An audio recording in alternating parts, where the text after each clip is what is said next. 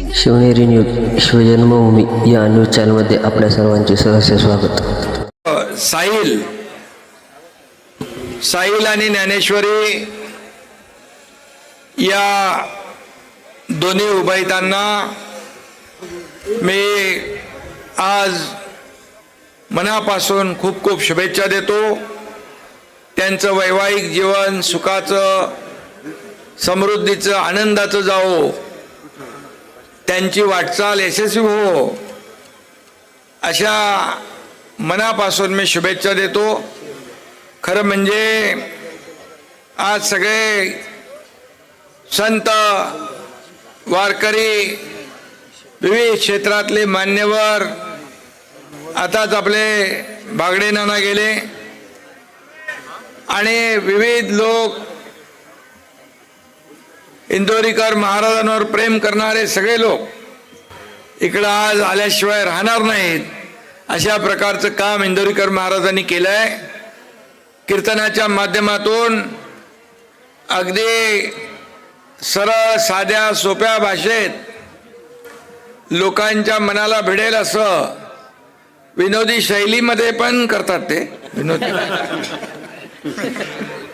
आणि आमदार ताई पण आल्यात, आमदार आमचे अमोल खताळ पण आहेत, आमचे दुसरे लंगेकर जी आहेत, विठ्ठलराव लंगेकर कुठे आहेत, आणि सर्व लोकप्रतिनिधी इकडे. आता तर उन्हामध्येच एवढे लोक आले, किती गरम आहे तरी 1 लाख लोक,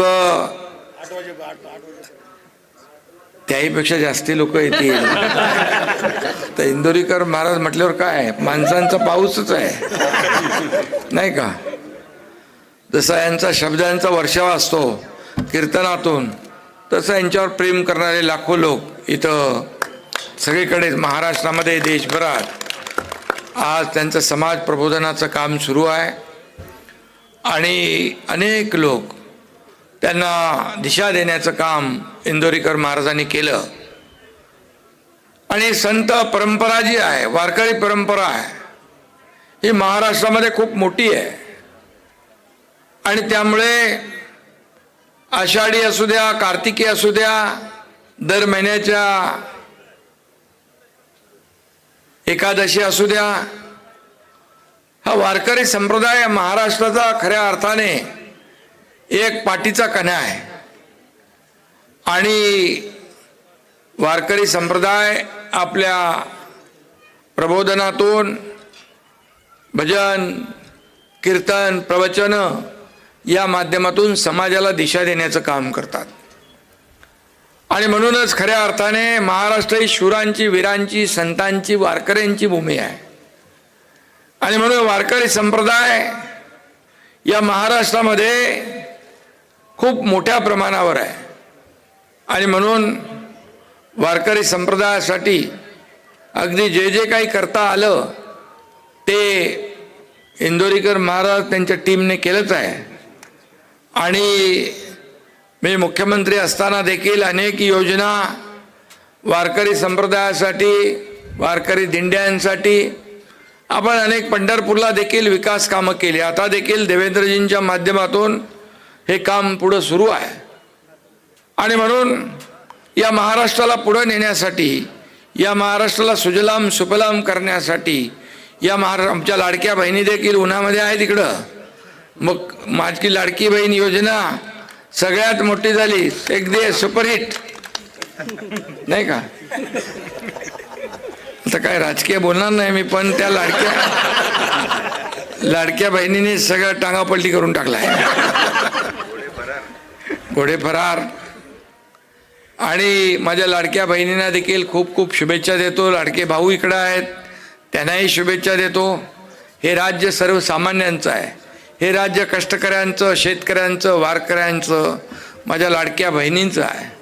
आणि म्हणून मी आज इंदोरीकर महाराज मुंबईला आले निमंत्रण द्यायला, तेव्हा मला वाटलं इकडे पोचेन की नाही मी, पण आज दिवसभर कार्यक्रम खूप होते.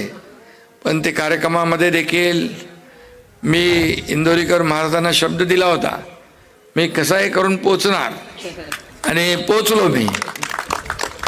कारण मी शब्द दिला की पाळतो. Commitment is commitment. आणि मी म्हणून आपल्याला खूप खूप शुभेच्छा देतो दोन्ही परिवारांना. देशमुख परिवार, चिलप परिवार, या दोन्ही परिवारांना आणि ज्ञानेश्वरी आणि साहिल यांना पुन्हा एकदा मी शुभेच्छा खूप खूप देतो. आणि आपल्या सगळ्यांना इंदोरीकर महाराजांचं असंच मार्गदर्शन या महाराष्ट्राला सातत्याने, या देशभरामध्ये त्यांच्या कीर्तन प्रवचनांच्या माध्यमातून समाज प्रबोधन, समाजाला दिशा देण्याचं काम ते करतायत. आणि म्हणूनच त्यांना मनापासून मी धन्यवाद देतो, मनापासून त्यांना शुभेच्छा देतो. आणि त्याचबरोबर इथं ध्वजारोहण काय परमपूज्य स्वामी गगनगिरी महाराजांचा 8वा सप्ताहाचं ध्वजारोहण देखील इथं होत आहे. डॉक्टर नारायण महाराज जाधव आळंदी उपस्थित, उद्धव महाराज मंडलिक, मार्गदर्शक इंदोरीकर महाराज, मार्गदर्शक सगळीकडे व्हॉलंटियर तुम्ही, नो प्रॉब्लेम. इंदोरीकर महाराज असल्यावर काय प्रॉब्लेम आहे, काहीच नाही. आणि म्हणून मी पुन्हा एकदा खूप खूप शुभेच्छा, मनापासून आपल्याला शुभेच्छा. धन्यवाद.